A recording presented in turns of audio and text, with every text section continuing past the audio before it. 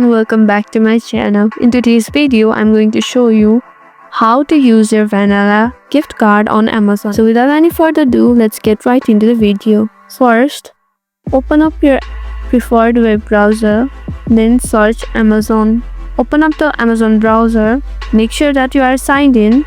Now click on your profile. You'll see various of options. Scroll down until you see all account. Tap on see all account.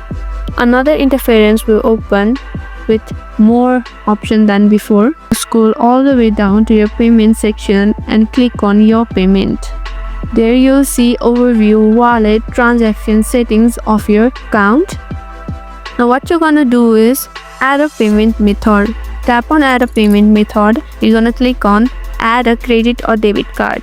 Then you'll be asked to enter your card number, expiration date, enter CVV, name on card, first and last name, and other information. After you fill up all the information, you're gonna add and continue. Once you do it, your Visa card will be added to your account in the wallet section so that you could purchase anything and use it as a payment method in Amazon. Thanks for watching. If you like this video, don't forget to hit on that like button, share, subscribe, and also hit on the notification bell icon so that you won't miss any of our videos.